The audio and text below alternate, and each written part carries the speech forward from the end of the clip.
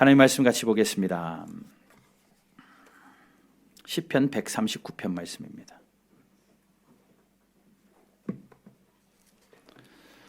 시편 139편 13절과 14절 말씀.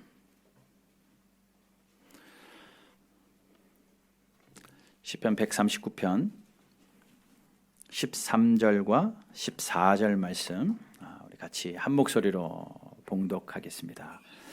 13절과 14절 한 목소리로 봅니다. 시작. 나의 모태에서 나를 만드셨나이다. 내가 주께 감사하옴은 나를 지으심이 심히 기묘하심이라. 주께서 하시는 일이 기이함을 내 영혼이 잘 아나이다. 아멘. 오늘 시편 139편에 있는 다윗의 시의 한 부분입니다.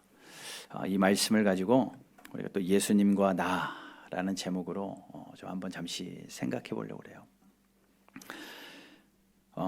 성탄 계절이죠. 아기가 크니까 이제 나오고 싶어가지고 문을 두드리네요. 몇 달 전만 해도 꼼짝도 못하고 누워 있었는데 성탄 계절이다 보면 유난히 크리스마스 캐롤도 많이 들리고 또 많은 장식들을 통해서 성탄 분위기가 물씬 나곤 했는데 왠지 점점 그런 것들이 사라져가며 삭막한 것 같아요. 길거리를 걸어도 캐롤 소리가 잘 들리지 않고 또 뭐 경제가 어려워서 그럴 수도 있겠습니다만은 이런저런 화려한 장식들도 많이 사라지고 있는 그러한 시즌이 되어버려지는 것 같습니다. 성탄절 하면 제일 먼저 생각나는 게 뭡니까? 당연히 예수님의 탄생이 되어야 하는데 성탄절 하면 아이들에게 왠지 모르게 산타 할아버지가 제일 먼저 각인이 되어지는 그러한 시대가 되어버렸어요. 엊그저께 금요일 날에요. 다급하게 웬 여자분이 예쁜 목소리로 전화를 했습니다. 목사님 그러면서 굉장히 다급하게 저를 찾아요. 그래서 왜 그런 거 봤더니 저희 4층에 있는 배배궁 유치원 원장 선생님이에요. 원장 선생님이 전화를 해서 목사님 오늘 성탄 행사가 있는데 산타 할아버지가 없어요. 성탄 행사가 있는데 산타 할아버지가 예약된 산타 할아버지가 갑자기 빵꾸 내시는 바람에 목사님 산타 할아버지 좀 해주세요. 그래서 제가 순간 망설였습니다. 가서 싹 전도를 하고 올까. 뭐 사정상 형편상 못 간다고 하고 못 갔는데 그들에게 성탄하면 제일 먼저 산타 할아버지가 생각났고 누가 했는지는 모르겠어요. 근데 산타 할아버지가 없다고 하니 그 다음에 교회가 생각난 것 같아요. 그리고 위에 목사가 있고 뭐 몇 번 복도에서 만나서 안면이 있다 보니 그런 부탁을 했으리라 생각을 하는데 시간만 됐으면 아마 갔을지도 모르겠습니다. 그런데 뭐 부득이한 상황 가운데 가지는 못했지만 그런 일들이 우리에게 많아지죠. 점점 산타가 중심에 들어오고 또 크리스마스 캐롤을 부르면서 가족 식사 모임을 하고 또 1년의 일들을 돌아보며 친한 친구들과 함께 송년의 날들을 지나는 그러한 시즌이 되어버렸습니다.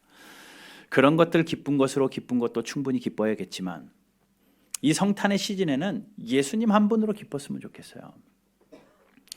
오늘을 지나고 내일 모레 이제 성탄 주일, 성탄 예배까지 며칠 남지 않은 이때에 우리가 정말 예수님 한 분으로 기뻐했으면 좋겠는데 사탄은 그 기쁨을 빼앗아가 버립니다. 예수님 한 분만으로 기쁘지 않도록 우리의 환경을 얼마나 조작을 잘하는지요. 기뻐하지 못할 만한 일들을 그 일들 때문에 예수님으로 인한 그 기쁨의 일들이 사그라질 만한 일들을 우리 주변에 많이 심어뒀습니다. 멀쩡했던 일들이 터져서 기쁨이 사라지기도 하고 완만했던 관계가 뒤틀려서 잠을 못 이룰 만큼 답답함 속에 기쁨이 사라지고 기대하지 않았던 일들이 터지면서 예외 없이 우리의 기쁨을 빼앗아가 버리는 그러한 상황과 형편들이 우리 주변에 계속 일어나고 있어요. 그러나 오늘은 이 말씀을 통해서 어떻게든 기쁨을 뺏기지 않기로 작정하시고, 사탄이 우리의 기쁨을 어떻게 뺏어가든지 간에 우리는 무조건 예수 한 분만으로 기뻐하겠다라는 그러한 결단이 있는 귀한 예배의 자리가 되기를 주님의 이름으로 축복합니다. 오늘 제목이 예수님과 나입니다. 이것은 지금 제가 둘을 쌍으로 만들어 놓은 겁니다. 예수님 하면 내가 생각나야 되고, 나 하면 예수님이 생각나야 된다는 거예요. 우리가 무언가 한 단어를 들으면 아무런 관계 없는 것이 생각나기보다는 어떤 단어를 들으면 관계 있는 것이 우리의 상상력 속에 생각이 납니다. 어떤 사람의 이름을 들으면 그 사람과 가장 관계 있는 것들이 생각나는 것 당연하죠. 그러니 우리가 나를 생각할 때에 무엇이 제일 먼저 생각나느냐 할 때 우리의 머릿속에 예수님이 제일 먼저 생각나야 됩니다. 나라는 존재를 생각할 때 예수님이라는 것이 제일 먼저 생각나야 되는데, 사탄은 그게 제일 싫거든요. 그러니 어떻게든 예수님 생각 못하게 하는 거예요. 여러분, 지난 한 주간 예수님 생각 얼마나 하시며 사셨습니까? 예수의 이름을 얼마나 부르며 사셨습니까? 나와 예수님과 무슨 관계라고 여기며 사셨습니까? 오늘 우리가 앉아서 예배하고 있는 이 자리도 예수님이 아니면 나올 수 없는 자리죠. 사람이 행동하는 건요, 자기에게 유익이 되어지지 않으면 절대 움직이지 않습니다. 나에게 득이 되니까 움직여지는데, 여러분 무슨 유익이 있어서 이곳에 오셨나요? 좀 심도 있게 질문을 해봅니다. 이곳에 앉아 있는 여러분 자신은 어떤 분이십니까? 여러분은 어디서 와서 어디로 가는 인생입니까? 뭐 어느 가수의 노래처럼 인생은 낙인의 길, 뭐 어디서 왔다 허무하게 가는 그런 인생입니까?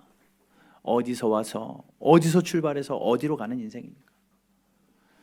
오늘 집을 나서서 집으로 왔다가 예배 끝나고 다시 집으로 가는 그러한 거 말하는 거 아니잖아요.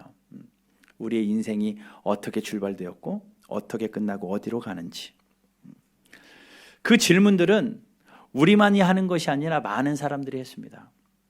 특별히 곽금주 교수라는 심리학자가 있는데, 그분이 흔들리는 20대라는 책을 쓰셨는데, 그 책에 보면 이런 이야기를 해요. 한국 사람들이 인생에 대해 가장 치열하게 고민하는 시대는 20대다. 10대는 아직 잘 모를 수 있겠지만 뭐 철 있는 학생들은 그러겠죠. 그러나 20대에 들어서면서 자기 인생에 대해서 가장 치열하게 고민하기 시작한대요. 여기 대부분의 분들이 20대를 넘으셨으니 이미 그 치열한 고민들은 다 지나셨을 겁니다. 그러면 답을 찾으셨습니까? 인생에 대한 치열한 고민을 하다가 도달하는 결론이 뭐냐면, 나는 누구냐? 정말 나는 가치 있는 사람이냐? 나는 어떤 사람이냐? 난 뭘 하고 살아야 되느냐? 무엇이 내 인생의 목표냐? 목적이냐? 이런 것들로 고민하면서 20대를 지난대요. 그러다가 어느 정도 가닥을 잡으면서 30대, 40대, 50대를 살지만 여전히 50대, 60대, 70대가 돼도 내 인생 잘 모르는 것이 우리의 연약함이 아니겠습니까? 인간이란 무엇입니까? 얼마나 아이러니합니까? 만물의 영장으로 창조되어진 인간이 돈인 종이 조각 같은 그 돈 때문에 불어버리면 날아가 버리고 잊어버리면 찾을 수 없는 그 돈 때문에 인생이 좌지우지 되는 것 보잖아요. 그 돈을 벌기 위하여 목숨 걸고 돈을 벌지만, 그러다가 몸이 망가지고 모든 것이 끊기면 다시 회복하려고 그 모든 돈을 다 쏟아 넣어버리는 그런 인생이 어리석은 우리네 인생이 아닌가 생각합니다. 무언가를 쟁취하기 위해서 노력하고 성공하기 위해서 노력하죠. 여러분, 이번 한 해도 연초에 무언가 이루려고 계획하신 거 있을 겁니다. 목표하신 것 있을 겁니다. 그것들을 잡기 위해서 노력하고 지금까지 달려왔지만, 잡아서 만족한 것이 아니라 잡아서 무언가 더 부족함이 계속 채울 수 없는 부족함과 허무함이 우리에게 있는 것은 누구도 부인하지 못할 사실인 것 같습니다. 세상에서 똑똑하다라는 학자들이 철학자들, 인류학자들, 생물학자들, 생리학자들, 의사들, 사회학자들, 이러한 모든 사람들이 과학적인 방법을 다 동원해서 인간을 연구합니다. 인간에 대해서 연구하고, 육체에 대해서 연구하고, 영혼에 대해서 연구하고, 생각에 대해서 연구하고, 사상에 대해서 연구했는데, 결국 아무도 시원하게 답을 주는 사람은 하나도 없어요. 마르틴 부버는 이렇게 이야기합니다. 평생을 인간에 대해서 연구하신 분입니다. 마틴 부버는 평생을 인간에 대해서 연구하다가 인간의 결론을 짓지 못하고 마지막에 그 신비 앞에 포기하고 말았습니다. 인간의 신비, 인체의 신비뿐만 아니라 이 육체의 신비뿐만 아니라 영혼의 신비에 답을 찾지 못하고 포기해버렸어요. 즉 인간은 우주의 수수께끼다라고 이야기를 해버립니다. 온 우주의 수수께끼 같고 사람들마다 자기가 아는 단편적인 지식을 가지고 인간은 이렇다라고 정의를 내리곤 하지만 그것을 다 모아서 통합적인 진리는 사람이 알 수는 없다라고 결론을 냈습니다. 몇 번 말씀드렸지만 파스칼은 그렇게 이야기했죠. 우리 인간을 아무리 노력을 해도 하나님만이 알게 하시는 공간이 따로 있고 하나님만이 채우시는 공간이 따로 있다라고 이야기를 했습니다. 그러면서 그 모든 학자들이 공의하는 결론은 이거예요. 인간에 대해서 증명하면 할수록 점점 허무해진다라는 겁니다. 알면 알수록 알 수 없는 게 인간이고 깊이 들어가면 들어갈수록 깨달을 수 없는 게 인간이다. 세상 그 어느 곳에서도 찾으려고 해도 찾을 수 없다라는 것이 답입니다. 그러나 우리 그리스도인들은요, 답을 찾을 수 있어요. 인간이 무엇인지 세상적인 방법으로는 접근할 수 없지만 하나님의 말씀 앞에서 우리가 그 실마리를 찾을 수 있는데 우리는 하나님의 형상으로 지음받은 자니 나를 지으신 하나님으로부터 무언가 시작한다면 그 하나님으로부터 나의 정체성을 찾아가기 시작한다면 반드시 답이 있다라는 겁니다. 먼저 확실하게 짚고 넘어가야 될 것은 우리가 하나님의 형상대로 창조되었다라는 거예요. 여러분들이 지금 숨쉬며 앉아있는 이것이 내 의지와는 하나 상관도 없이 하나님이 어루만지시고 하나님이 만드시고 하나님이 지내오게 하셔서 지금 이곳에 있다라는 거예요. 그런데 우리 머릿속에 나에 대해서 이 성탄을 지나면서 제일 먼저 여러분들이 좀 깨달았으면 좋겠는 것이 하나님이 나를 창조하셨구나. 하나님이 나를 그러므로 나는 그분 안에서 찾아야 되겠구나. 하나님이 나를 만드셨기 때문에 나를 만드신 하나님으로부터 나를 찾지 않으면 어느 곳에서도 답을 찾을 수 없다라는 겁니다. 오늘 본문은 다윗의 고백인데 이 다윗의 고백을 읽기 전에 창세기에 하나님이 천지를 창조하시는 그 과정 가운데 이런 말씀을 넣어두셨어요. 1장 26절 한번 읽어봅시다. 창세기 1장 26절 같이 읽습니다. 시작. 하나님이 이르시되 우리의 형상을 따라 우리의 모양대로 우리가 사람을 만들고 27절 시작. 하나님이 자기 형상 곧 하나님의 형상대로 사람을 창조하시되 남자와 여자를 창조하시고 하나님이 사람 만드시기를 작정하시고 하나님께서 손수 하나님의 형상대로 남자와 여자를 만드셨다라는 거예요. 이게 진리입니다. 이것으로부터 시작되지 않으면 인간은 찾을 수 없습니다. 하나님이 나를 만드신 것. 그런데 여러분 우리 모두는요 여러분 언제 만들어지신 분들이에요. 그러면 사람들은 이야기합니다. 자기의 생년월을 이야기합니다. 1900 몇 년 몇 월 며칠 그때 만들어졌어요. 아니요. 그러면 엄마 뱃속에서 만들어진 10개월 전, 그래서 그날 내 생일 10개월 전 그때 만들어졌어요 라고 이야기할지 모릅니다. 그러나 성경은 그렇게 얘기하지 않아요. 그러면 엄마가 낳은 거죠. 하나님은 우리를 다 창조하셨대요. 하나님이 이 사람을 창조하실 때는요 날의 개념이 없습니다. 하나님이 천지를 창조하시는 그 순간에 온 우주가 혼돈할 때는 모든 게 경계가 없었거든요. 하늘과 땅의 경계도 없었을 뿐만 아니라 육지의 경계도 없고 아무것도 온 우주 삼라만상의 경계가 없고 시간도 없었습니다. 날짜라는 개념도 없었고 초, 분, 시 이런 개념이 혼돈한 상태였거든요. 그때 하나님이 사람들을 창조해 놓으신 거예요. 여러분 우리는 천지 창조 6일째 창조된 사람들입니다. 여러분 다. 잘 생각하세요.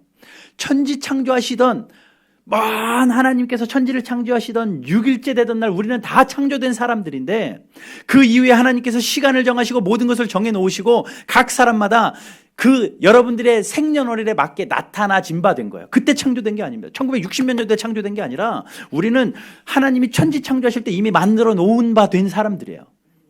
만들어 놓으시고 하나님이 시간을 만드시고 그 시간 위에 너는 1970년도에 태어나라, 너는 1950년도에 태어나라, 너는 1980년도에 태어나라. 각자 그때 나타나 짐바된 겁니다.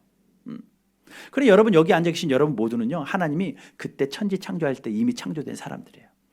내 생일은 하나님이 허락하셔서 그때 이 땅에 나타나 짐바된 거죠. 하나님 우리를 그렇게 창조하셨습니다. 그러니 나를 창조하신 그 하나님을 알지 않고는 나를 알 방법이 없죠. 다윗도 그것을 알았기에 하나님 앞에 힘주어서 고백하는 고백이 바로 이건 오늘 본문입니다. 13절. 오늘 본문 13절 같이 한번 읽어보겠습니다. 시작.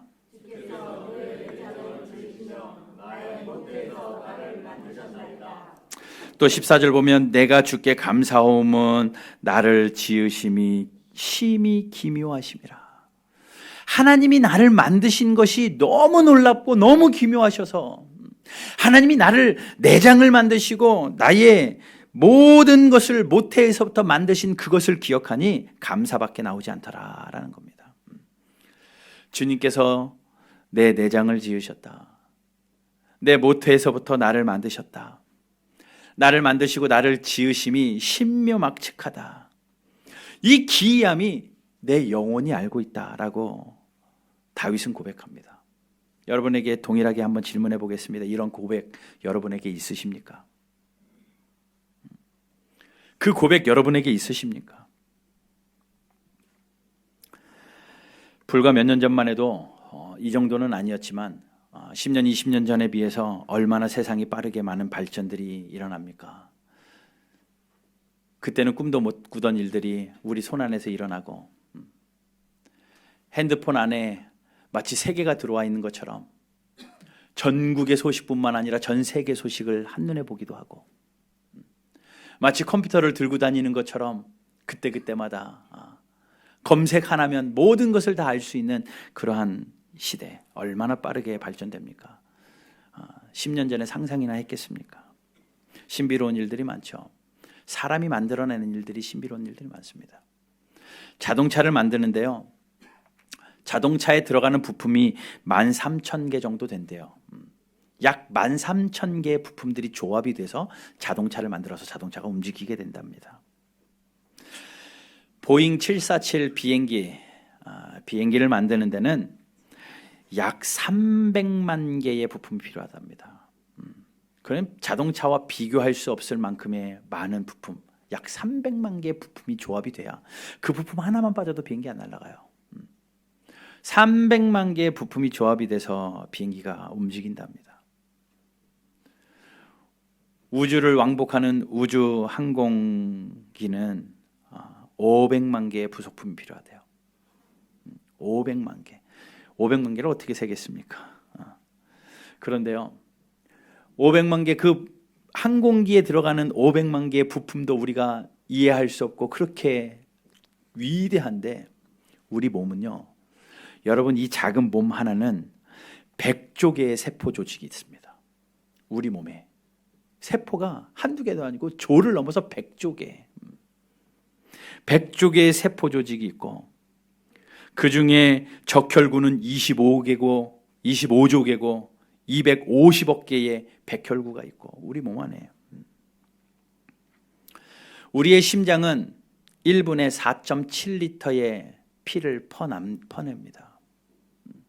1분에 4.7리터의 피를 계속 퍼내고 있고 우리가 가지고 있는 작은 손바닥 4분의 1, 5분의 1밖에 되지 않는 이 혀는 미각세포가 9,000개나 된대요.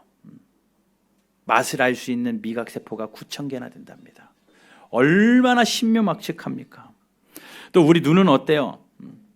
우리의 눈은 여러 가지 색깔을 보게 되는데 보통은요 150개의 색을 구별할 수 있답니다. 무슨 색, 뭐 컴퓨터로 조합해가지고 색깔을 구별해내는 게 150개의 색을 구별할 수 있는데 우리의 눈은 10만 가지 색을 구별할 수 있대요. 우리의 눈은 미세한 차이까지 해서 10만 가지의 색을 구별해낼 수 있는 눈을 가지고 있습니다. 우리의 몸에 있는 혈관을 쭉 다 이어서 모든 혈관을 한 줄로 쭉 늘어뜨려 보면 그 길이가 12만 킬로래요. 우리 몸에 있는 혈관이. 가느다란 혈관들을 쭉 늘어뜨려서 이어보면 12만 킬로고 그 12만 킬로는 지구 3바퀴 반의 거리랍니다. 그러니 지구 3바퀴 반의 거리의 혈관들이 우리 몸 안에 다 들어있는 거예요. 얼마나 정교합니까? 그런데 더 놀라운 것은요, 심장에서 피를 뿜어서 온몸 12만 킬로를 한 바퀴 도는데 걸리는 시간이 얼마나 될 것 같아요? 심장에서 피를 뿜어가지고 12만 킬로 혈관을 타고 다시 제자리로 돌아오는 시간이 얼마나 걸릴 것 같습니까? 47초래요. 12만 킬로의 피가 한 바퀴 도는데 47초 걸린답니다. 그것은 세상의 어느 비행기보다도 빨라요. 그렇죠. 지구 3바퀴 반을 47초 만에 갈 수 있는 게 어디 있겠습니까? 어떤 로켓이 그렇게 가겠습니까? 우리 몸의 그 피가 12만 킬로를 돌면서 또 100쪽에 되는 그런 세포들이 뭉쳐져 가지고 말로 표현할 수 없는 그런 신비롭게 만들어진 이 몸이 우리 인체인데, 보세요. 100조개 중에 세포 하나만 병들어도 병 걸립니다. 100조개 중에서 하나만 암세포가 자라도 암 환자 됩니다. 12만 킬로 가는 혈관 중에 하나만 끊겨도 생명은 위독합니다. 12만 킬로 중에 작은 찌꺼기 하나가 껴가지고 막히기만 해도 피가 통하지 않아서 심장마비에 걸리고 이런저런 동맥 경화 현상들이 일어납니다. 이거 어떻게 판단합니까? 이걸 어찌 사람이 할 수 있고 어찌 인간의 머리로 이해할 수 있습니까? 어떻게 사람이 그걸 만들 수 있고 이것들을 우리가 어떻게 이해할 수 있어요? 우연이라고요? 그런 억지가 또 어디 있습니까? 우연히 자동차가 만들어졌다라는 걸 믿지 않으면서 우연히 사람이 만들어졌다고요? 아니요. 진화가 되었다고요? 그것 또한 엄청난 억지입니다. 우리는 하나님이 지으신 신묘막측한 인간이라는 거예요. 하나님이 창조하셨다라는 겁니다. 그러면 여러분, 우리가 기억하고 인정해야 될 한 가지, 하나님은 나를 창조하셨다. 하나님은 나를 창조하셨다. 그분을 인정하고 그분에 의해서 만들어진 나를 인정하는 것, 그것이 나를 발견하는 첫걸음이에요.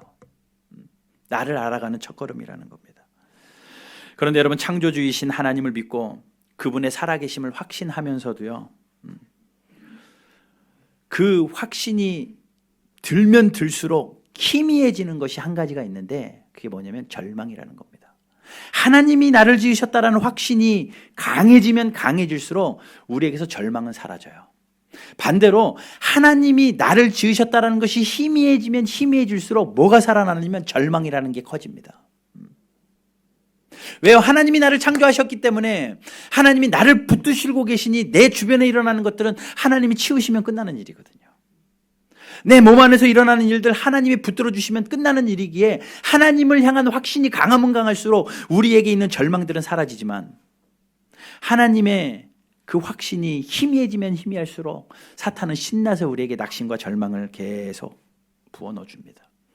절망이라는 것은 언제 오는 줄 아십니까? 처음부터 절망하는 사람 없습니다. 희망을 가지고 시작을 하죠.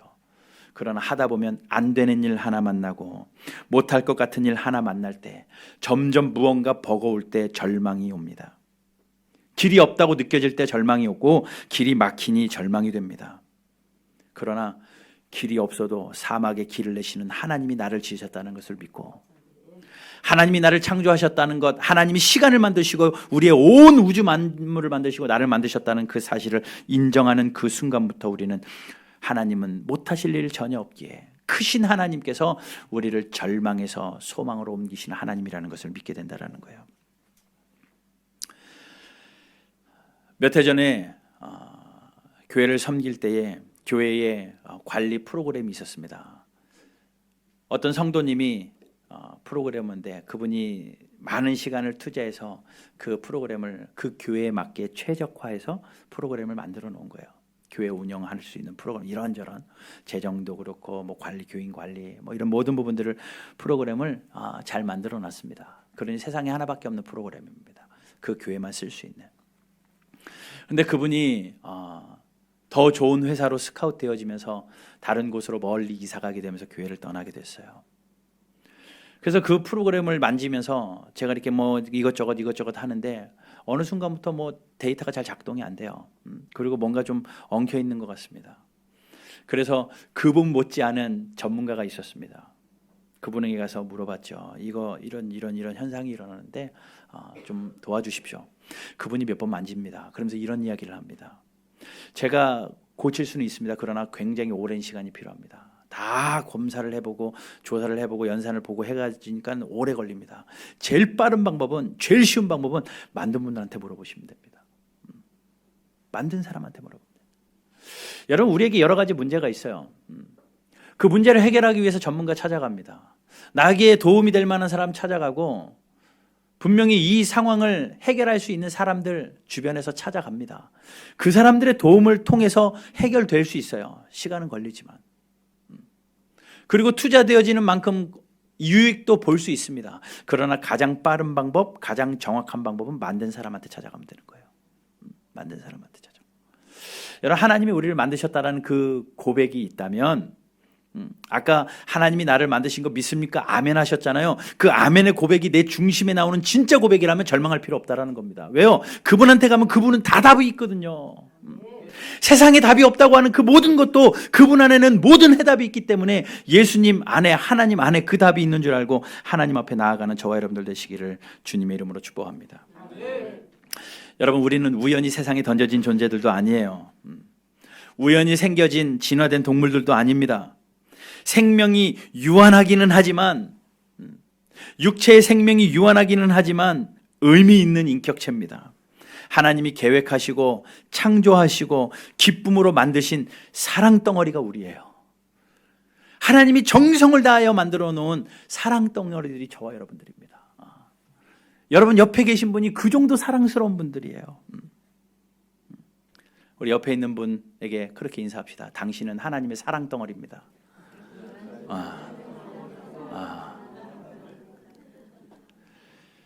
여러분, 성탄의 이 시즌에 이거 회복하셔야 됩니다. 하나님이 나를 이토록 사랑하셨구나. 하나님 정말 나를 이토록 사랑하셨구나. 그렇게 지어놓으신 하나님이 사랑덩어리로 지어놓으시고 그 하나님께서 우리를 사랑하시되 심히 사랑하십니다. 세상이 따라할 수 없는 사랑으로 우리를 사랑하셔요. 세상에. 그 사랑의 증거가 뭡니까? 오늘 139편을 읽어보면 하나님이 아신대요. 한번 성경책 보실래요? 139편 1절 한번 보세요.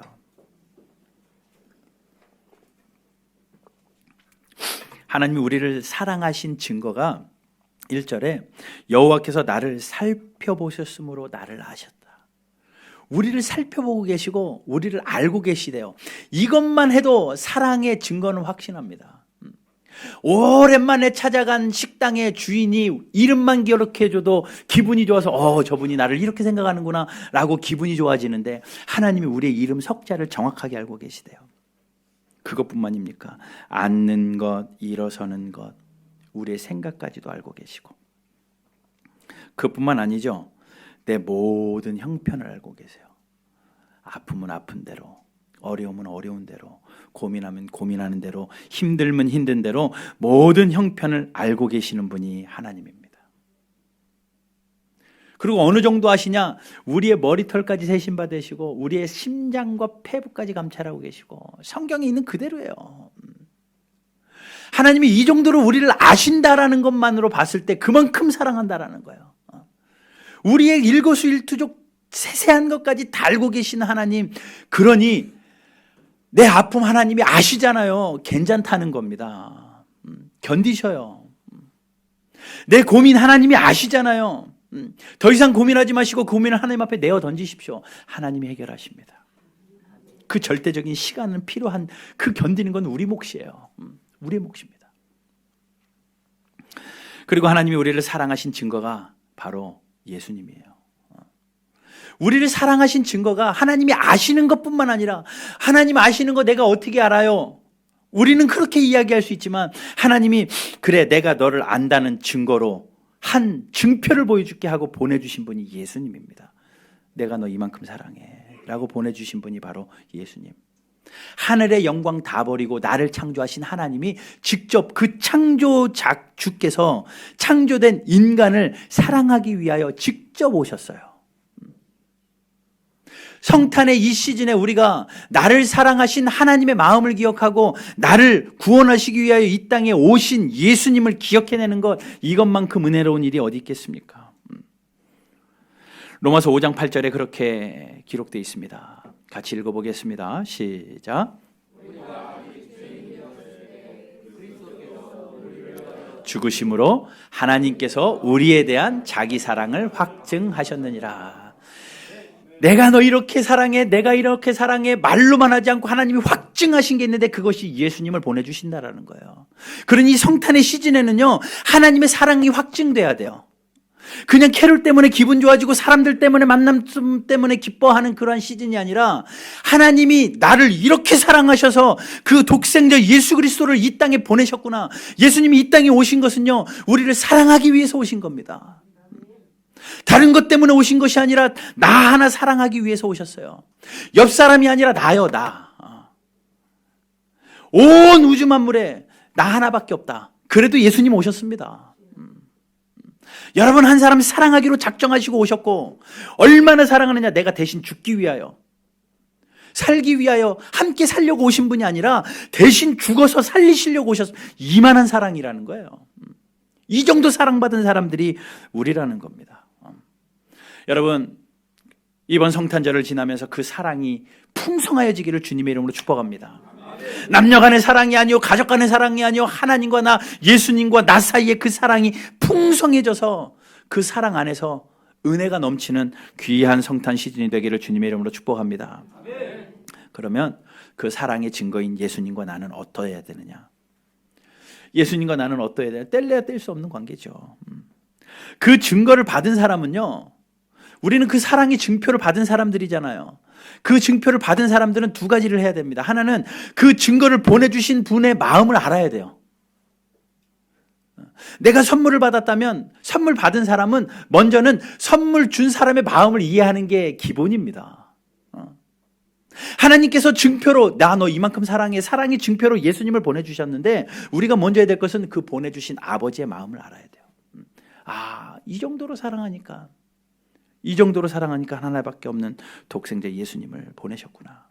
그러니 이번 한 주간 동안 그 아버지의 마음을 깊이 묵상하십시오. 깊이. 하나님의 마음은 무슨 마음이셨을까? 나를 얼마나 사랑하셨기에 예수님을 보내시면서 죽기까지 사랑하셨을까? 그 아버지의 마음을 깊이 묵상하십시오. 그리고 그 사랑을 묵상하십시오. 세상의 흐름 속에 그냥 껌뻑껌뻑거리면서 하루하루 지나지 마시고 나를 위하여 죽기로 작정하시고 나를 살리기 위하여 오신 예수님의 사랑을 깊이 묵상하십시오. 그리고 그 예수님을 보내시면서까지 우리의 사랑을 확증하여 주신 아버지의 마음 깊이 이해하고, 그 마음 진짜 한 자락도 이해할 수 없겠지만 그 사랑, 하늘을 두루마리 삼고 바다를 먹물 삼아도 다 기록할 수 없지만 하나님 한 조각이라도 더 알게 하여 주십시오. 하나님 그 사랑 한 줄이라도 더 기억하게 하여 주십시오. 그래서 이번 한 주간 그 사랑이 넘쳐나기를 주님의 이름으로 축복합니다. 또 한 가지 해야 될 게 있어요. 그 선물 받은 사람은 선물 준 사람의 마음을 아는 것과 동시에 그 선물을 귀한 선물일수록 소중히 간직하는 게 필요합니다. 예수님을 사랑의 증표로 우리에게 보내주셨다면 그 예수님을 우리가 소중히 간직해야죠. 나의 주인 되어주신 예수님, 그 예수님을 정말 소중히 간직해야 됩니다. 여러분, 얼마나 예수라는 이름을 소중하게 간직하고 사십니까? 일주일 내내 예수라는 이름을 얼마나 간직하며 얼마나 높이며 살고 있습니까? 쉽사리 잊어서는 안 됩니다. 여러분에게 가장 소중한 분으로 간직되기를 주님의 이름으로 축복합니다. 예수님은 우리의 생명이세요. 예수님은 우리의 길이시고 진리십니다. 결론적으로 예수님은 나의 전부세요. 예수님 빼놓고 나는 없고, 내가 없다면 예수님도 오시지 않았어요. 그러니 예수님과 나는 불가분의 관계고, 나는 예수님 없이 못 산다. 사실 예수님 없이 이해되지 않는 존재가 나예요. 세상에 어느 종교가 신이 인간을 찾기 위해서 옵니까? 모든 종교는 신을 찾기 위해서 노력합니다. 이렇게 하라, 이렇게 하라. 그런데 기독교는 그렇지 않습니다. 도리어 하나님께서 여러분 한 분을 찾기 위해 예수님을 이 땅에 보내주셨고 십자가에 죽으시고 그래서 우리를 살리시고 이렇게 사랑한다라고 확증하신 것이 기독교예요. 그것을 믿고 받아들이고 소중히 간직하는 것이 기독교입니다. 여러분 크리스찬으로서 이 성탄 시즌에 나를 사랑하신 아버지의 마음, 그리고 그 하나님으로부터, 나를 창조하신 하나님으로부터 시작되어서 내가 이해되어지고 내 안에 계신 예수 그리스도가 소중하게 간직되어지는 저와 여러분들 되시고 이번 한 주 되시기를 주님의 이름으로 축복합니다.